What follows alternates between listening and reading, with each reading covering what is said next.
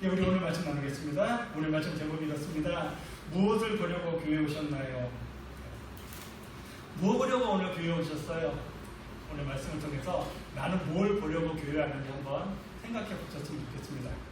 예수님이 오시기 전에 이스라엘 나라에는 이스라엘 역사를 끌어가는 세 종류의 사람이 있었습니다. 첫 번째가 왕, 두 번째가 제사장, 세 번째가 선지자들입니다.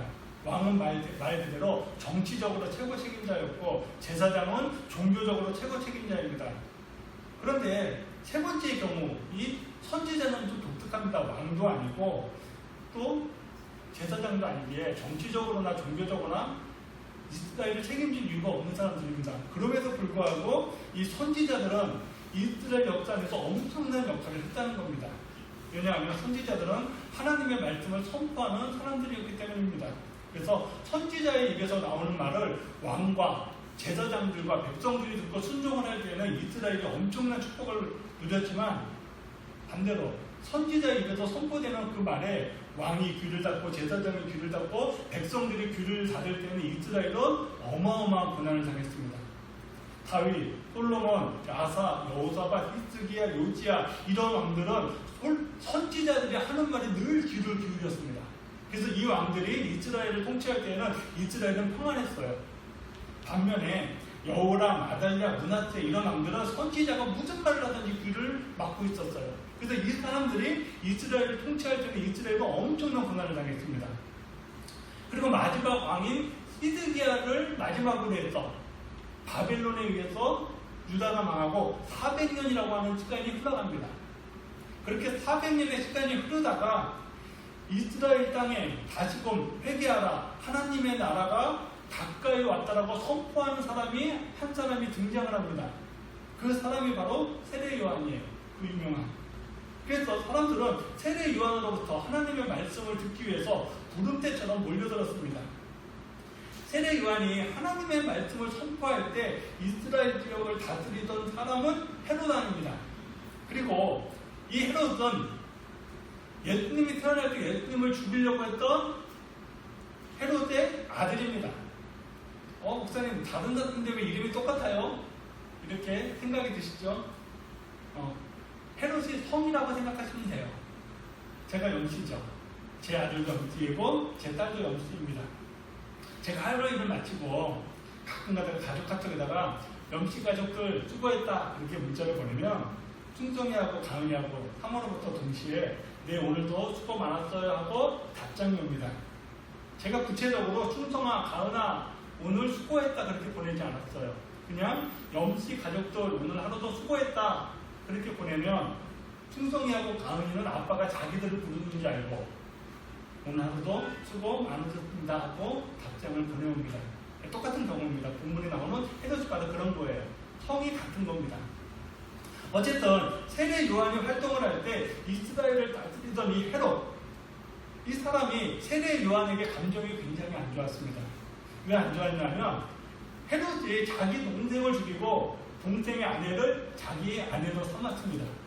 동생 죽이고 동생의 아내를 자기 아내로 삼는 게 좋은 일이 아니잖아요. 그래서 세례 요한은 이 일을 두고 당신 잘못했다. 당신 지금 옳지 않은 일을 했다라고 쓴소리를 했습니다. 그랬더니 헤롯이 기분 나빠서 자기를 비판하는 헤롯을 잡아다가 감옥에다 가두어 버렸습니다. 세례 요한이 감옥에 갇힌 후에 성경을 보면 예수님께서는 본격적으로 활동을 하기 시작하십니다. 그래서 세례 요한이 감옥에 있으면서 예수님의 활동에 대해서 듣게 돼요. 세례 요한은 감옥에 있으면서 자기를 따르던 제자들 중에 한 사람을 예수님께 보내면서 예수라고 하는 사람이 지금 일하고 있는데 우리가 기다리고 있는 메시아인지 한번 확인해보라고 합니다. 자, 2절 말씀 보세요. 요한이 옥에서 그리스도께서 하신 일을 듣고 제자들을 보내요. 예수께 여짜오되 오실 그이가 당신이오니까 우리가 다른 일을 기다리오니까. 자, 우리가 지금 기다리고 있는 메시아 당신입니까? 지금 질문을 합니다. 그런데 이 질문에 예수님의 답변이 굉장히 재미가 있어요. 우리가 기다리는 메시아가 당신입니까? 라고 했으니까 맞다면 맞다 아니면 아니다라고 답변해 주시면 되는 거죠. 그런데 예수님께서 이런 답변을 하십니다. 자, 4절 말씀 보세요. 예수께서 대답하여 이르시되 너희가 가서 듣고 보는 것을 요한하게 하리되 맹인이 보며 못 걷는 사람이 걸으며 나병한 자가 깨끗함을 받으며 못 듣는 자가 들으며 죽은 자가 살아나며 가난한 자에게 복음이 전파된다라. 누구든지 나로 말미암아 실족하지 아니하는 자는 복이 있도다.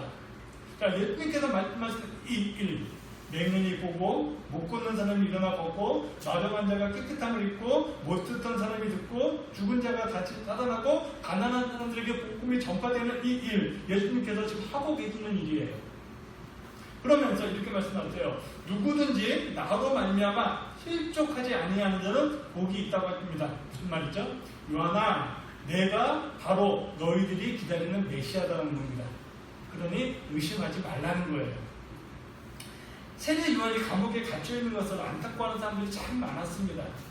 그래서 세례 요한이 감옥에 갇혀 있는 것을 안타까워하는 그 사람들에게 우리 주님께서 이렇게 말씀을 하십니다. 자, 7절 보세요.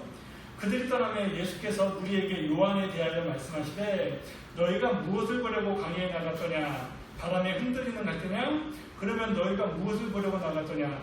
부드러운 옷 입은 사람이냐? 부드러운 옷을 입은 사람은 왕궁에 있느니라. 그러면 너희가 어찌하여 나갔더냐? 선지자를 보기 위함이었더냐? 옳다. 내가 너에게 이르노니 선지자보다 더 나은 자니라. 자, 세례 요한을 보려고 몰려든 사람들을 예수님께서 세 종류의 사람으로 나누셨습니다. 첫 번째 부류의 사람은 세례 요한을 보러 갔다가 세례 요한을 보지 않고 주변에 피어있는 갈대만 보고 있는 사람. 두 번째 부류의 사람은 세례 요한을 보러 갔다가 마찬가지로 세례 요한을 보지 않고 몸에 비단 옷을 걸치고 있는 것을 보고 있는 사람. 세 번째 사람은 정확하게 세례 요한을 보는 사람. 이렇게 세 종류로 나누십니다. 자, 이 세 종류의 사람 중에서 오늘 나는 어디에 속하는지 한번 점검해 보시기 바랍니다. 첫 번째, 세례 요한을 보러 왔다가 세례 요한을 보지 않고 갈대만 보는 사람이 있답니다. 세례 요한도 예수님처럼 갈릴리 호수 주변에서 활동을 했습니다. 저는 뭐 이스라엘에 가보지 못해서 잘 모르겠는데 이스라엘에 성지순례를 갔다 온 친구들의 말에 의하면 이 갈릴리 호수 주변에 갈대가 굉장히 많답니다. 세례 요한을 보러 왔다가 호수 주변에 퍼져있는 그 갈대를 보고 있는 사람, 이 사람들은 우리나라 말로 하면 친구 따라 강남 가는 사람들입니다. 친구 따라 강남 가는 사람들은 아무 목적 없이 그냥 강남 가는 겁니다. 친구는 강남에 갈 때 신발을 살지, 옷을 살지, 아니면 밥을 먹을지 분명한 목적을 가지고 가는 겁니다. 그런데 나는 강남에 가야 될 아무런 이유가 없음에도 불구하고 친구가 강남에 간다니까 덩달아 가는 거죠. 그런데 우리 주변에 지금 친구 따라 강남 가는 사람들이 의외로 많습니다. 요즘에 주식 투자하고 가상화폐에 투자하는 사람들이 계속해서 늘어나고 있어요. 네, 주식 투자하고 가상화폐 투자하는 거 잘못됐다는 게 아닙니다. 정확하게 알고 한다는 겁니다. 예전에 TV를 제가 잠깐 봤을 때 주식 전문가 중에 한 분이 나와서 이런 조언을 하더라고요. 주식에 투자를 하려면 최소한 6개월 정도는 공부를 하고 주식에 투자하십시오. 그런데 친구 따라 강남에 가는 사람들 보면 누가 이 주식을 사서 돈을 벌었다고 하니까 거기다가 왕창 투자하고 누가 이런 가상주택을 사서 투자해서 돈을 벌었다고 하니까 거기다가 왕창 투자합니다. 그러면 빗들처리 되는 거죠. 교회에 오는 것도 마찬가지예요. 교회에 오면 복 받는다고 해서 교회에 오는 분들이 많습니다. 예. 교회에 오면 복 받는 거 맞습니다. 그러나 성경에서 말하는 복은 세상에서 말하는 복과 똑같은 복, 같은 복도 있지만 세상에서 말하지 않는 복도 있다는 겁니다. 그러기에 교회에 오면 복 받는다라고 하는 이 생각만 가지고 교회에 오면 세례 요한은 보지 못하고 호수 주변에 퍼져있는 갈대만 보는 사람이 되는 겁니다. 자, 세상에서 말하지 않고 오직 성경에서만 말하는 복 중에 한 가지를 제가 하나 말씀을 드려볼게요. 이 복은 세상에서 말하지 않는 복입니다. 자, 마태복음 5장 10절에 보면 이렇습니다. 의를 위하여 박해를 받는 자는 복이 있나니 천국이 그들의 것이며 나로 말미암아 너희를 욕하고 박해하고 거짓으로 너희를 거슬려 모든 악한 말을 할 때에는 너희에게 복이 있나니 정직하게 살다가 박해를 받으면 복이 있답니다. 예수님 때문에 욕 얻어먹고 주워 터지면 복이 있답니다. 교회 오면 복 받는다고 교회 왔는데 오히려 성경은 예수 믿다가 박해받는 게 복이랍니다. 절대로 친구 따라 강남 가시면 안 됩니다. 처음에 교회 발을 들여놓을 때, 교회에 오면 복 받는다라고 하는 그 말을 듣고 교회 발을 들여놓았다 하더라도 이제는 내가 생각하는 복, 세상이 말하는 복이 아니라 성경에서 말하는 복이 무엇인지 그것을 잡아야 하는 겁니다. 그래야만 세례 요한을 보러 갔다가 흔들리는 갈대나 보지 않는 사람이 되는 겁니다. 자, 두 번째, 세례 요한을 보러 나갔다가 세례 요한을 보지 못하고 비단을 걸치고 있는 사람들만 보는 사람이 있답니다. 이 두 번째 사람은 세례 요한을 보러 갔다가 그냥 등에 뼈있는 갈대만 보는 사람들보다는 그래도 나은 사람들이에요. 그러나 이 사람들도 세례 요한을 보러 갔다가 비단 옷을 걸치고 있는 사람들만 보는 이 사람들은 바라보아야 하는 목표가 뒤바뀐 사람들입니다. 요한이라고 하는 사람의 영성이 하도 커서 도대체 요한이 어떤 사람일까 궁금해서 사람들이 몰려 나왔습니다.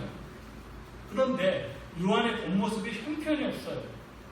자, 마태복음 3장 4절에 보면 요한의 겉모습이 이렇게 기록이 되어 있습니다.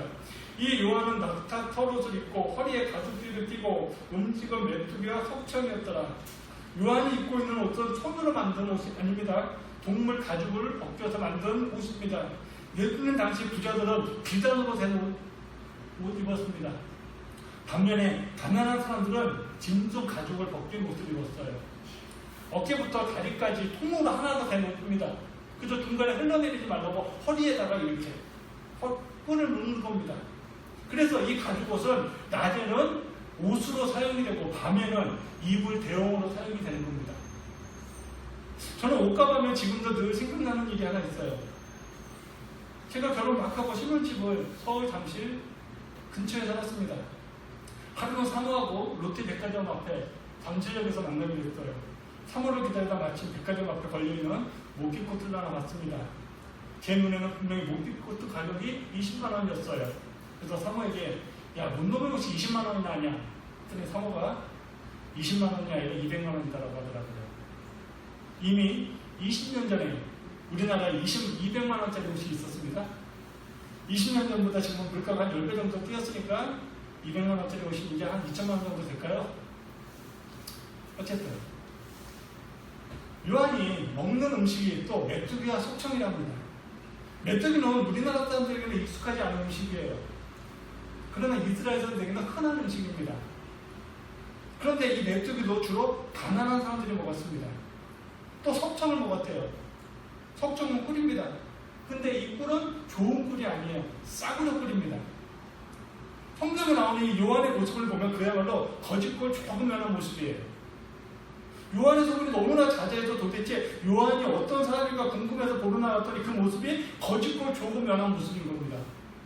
그래서 사람들이 실망을 하고 눈을 옆으로 쓱 돌렸더니 그 옆에 비단 옷을 입은 건지르르한 사람들이 눈에 보이더라는 겁니다. 그래서 그 사람을 보면서 야, 저 사람 좋은 옷 입었다. 저 사람 입고 있는 옷 가격이 얼마나 될까? 지금 그러고 있는 거라는 겁니다. 세례 요한을 보러 나왔으면 세례 요한을 보아야죠. 그런데 왜 옆에 번지르한 옷을 입고 있는 사람을 보고 있는 겁니까? 목표가 바뀌었기 때문에요. 그런데요, 교회에 오는 사람들 중에도 이런 사람들이 있다는 겁니다. 교회에 예수님 얼굴 보러 오시는 겁니다.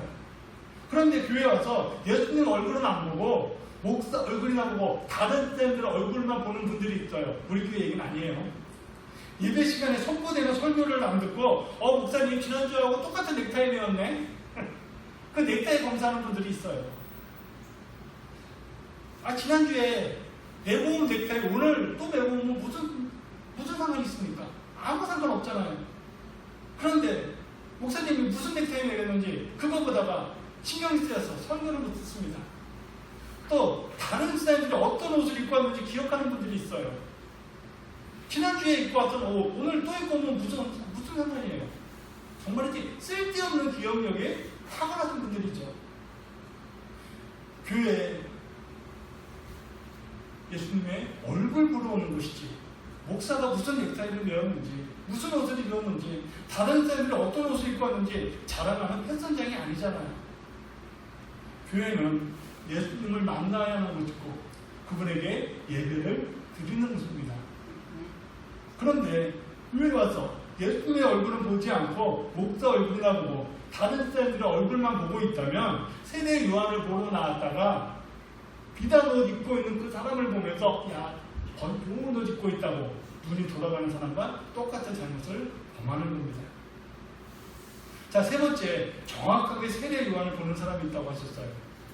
이런 사람을 향해서 잘했다고 하십니다. 자, 9절 보세요. 그러면 너희가 어찌하여 나갔더냐? 세례 요한을 보기 위한 거냐? 옳다. 내가 너희에게 이르노니 선지자보다 더 나은 게 아니라 선지자를 보기 위함이냐? 옳다. 잘했답니다. 그런데 예수님께서 여기에서 또 한 말씀을 하십니다. 이 말씀이 오늘 말씀의 핵심입니다. 너희들이 정말로 보아야 할 사람이 있는데 세례 요한이 증거하는 그 사람을 보아야 한다는 겁니다. 자, 10절 보세요. 기록된 바 보라, 내가 네 사자를 내 앞에 보내노니 그가 내 길을 내 앞에 준비하리라 하신 것이 바로 이 사람에 대한 말씀이라. 자, 지금 주님께서 세례 요한에 대해서 이렇게 말씀합니다. 세례 요한은 나의 길을 준비하기 위하여 보낸 사람이라는 겁니다. 세례 요한 위대한 선지자 같대요. 그래서 예수님께서도 세례 요한은 이 땅에 왔던 그 어떤 선지자보다도 위대한 선지자라고 인정하셨어요. 11절 보세요. 내가 진실로 너에게 말하노니 여자가 낳은 자 중에 세례 요한보다 더 큰 자가 일어남이 없더라고요. 세례 요한이 위대하답니다. 그러나 세례 요한의 사명은 예수님이 이 땅에 오심을 준비하는 사람이라는 거예요. 그래서 세례 요한이 감옥에 갇혀있는 것을 안타까워하는 그 사람들을 향해서 우리 주님께서 이렇게 말씀하세요. 세례 요한 위대한 선지자 맞다. 그러나 세례 요한은 나를 준비하기 위하여 온 사람이다. 그러니 세례 요한에게 더 이상 너희의 눈을 빼앗겨서는 안 된다는 거예요. 오늘 아침 무엇을 보려고 교회에 나오셨나요? 예배 드리지 않으면 일주일 동안 나에게 혹시 재수없는 일이 생길까봐 두려워서 교회에 나오신 건 아니시죠?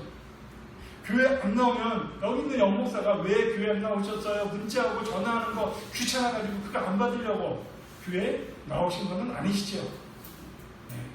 만약에 그렇다면 세례 요한의 얼굴을 보러 갔다가 갈 때나 보고 좋은 옷이나 입고 있는 사람들을 보고 오는 것과 똑같은 겁니다.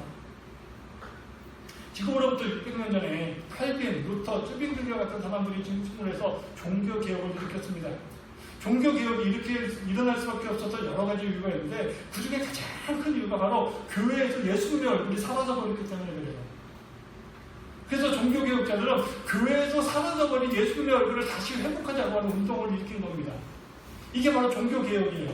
그래서 종교개혁은 교회에서 사라져버리는 예수님의 얼굴을 회복하기 위해서 5가지에 집중을 했습니다. 오직 은혜, 오직 믿음, 오직 성경, 오직 그리스도, 오직 하나님께 영광. 오직 은혜랍니다.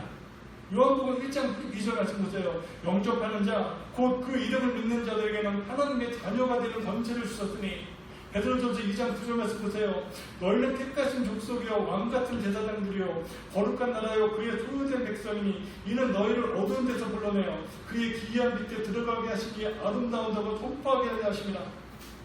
내가 다른 사람들보다 부자이건 아니면 내가 다른 사람들보다 가난하건 내가 다른 사람보다 건강하건 아니면 내가 다른 사람들보다 건강하지 않건 내가 다른 사람들보다 많이 배웠건 내가 다른 사람들보다 배우지 못했건 나의 진짜 모습은 천국 백성이고 하나님의 자녀라는 사실입니다. 이게 은혜예요. 예수님의 얼굴을 보는 사람은 내가 얼마나 소중한 존재인지를 알아갑니다.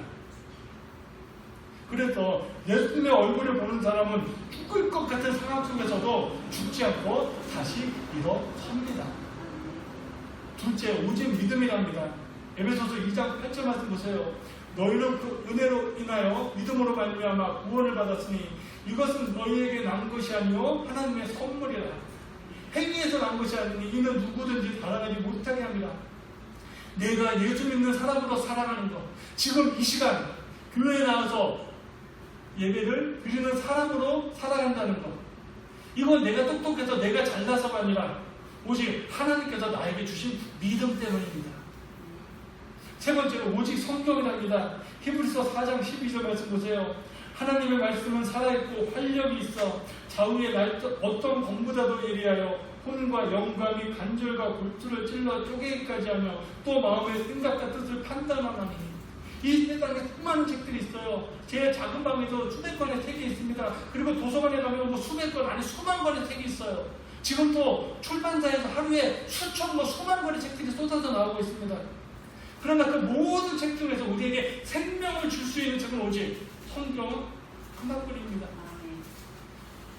우리들로 하여금 하나님의 얼굴을 보여주는 책은 오직 성경 하나뿐입니다.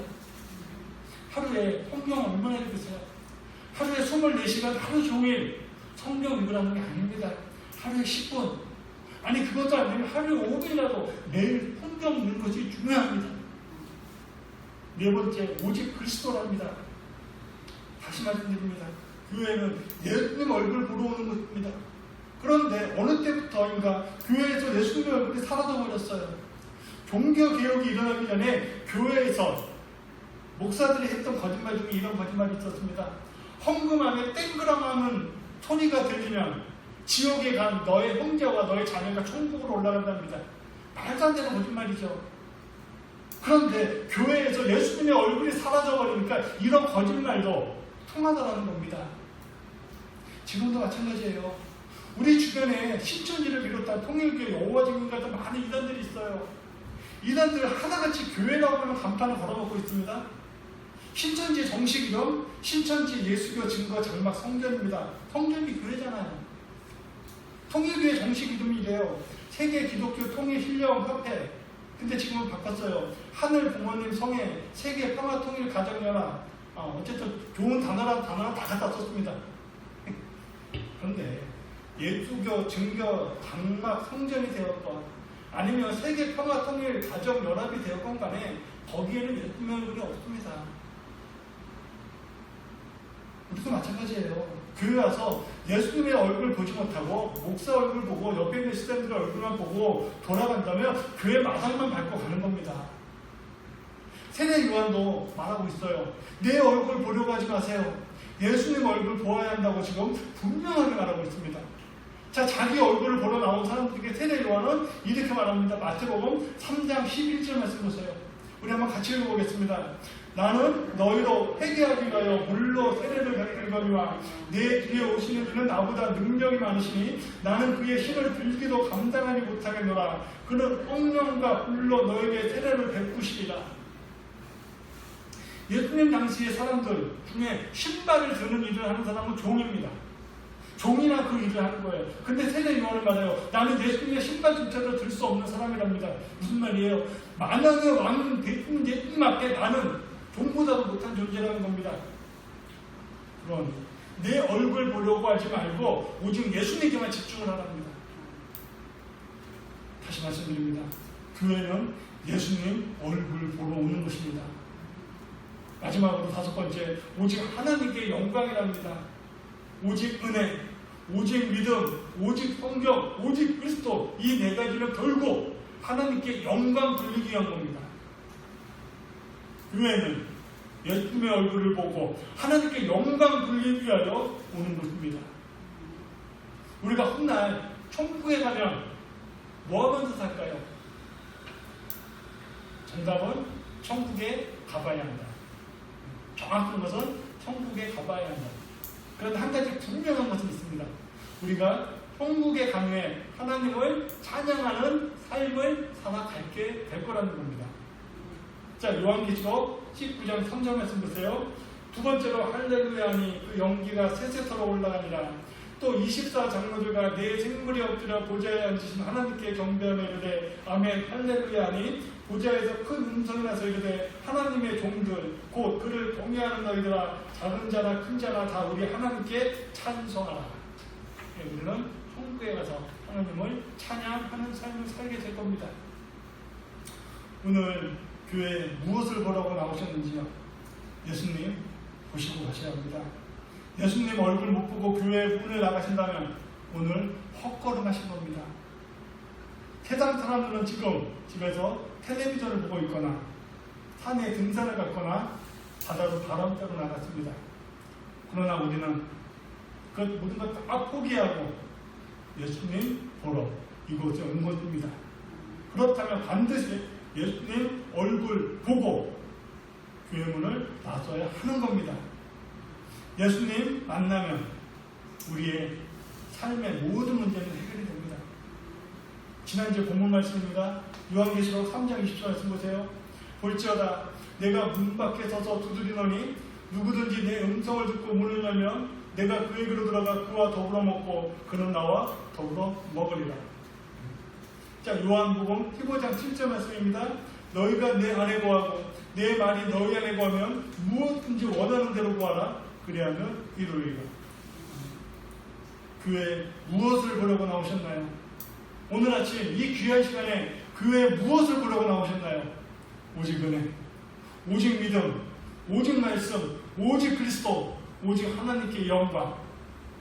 이것 말고는 교회에서 다른 거 보려고 하지 마세요. 그러면 세례요한 보러 나갔다가 발전하고 비단 옷이나 입고 있는 사람들을 보는 잘못을 범하게 되는 것입니다. 언제나 교회에서 우리가 집중해야 할 것은 예수님의 얼굴 보는데 우리의 마음을 집중해야 합니다. 그러면 우리의 삶의 모든 문제들은 풀려 나가기 시작합니다. 네, 우리 찬양하겠습니다. 우리 보험성가 183장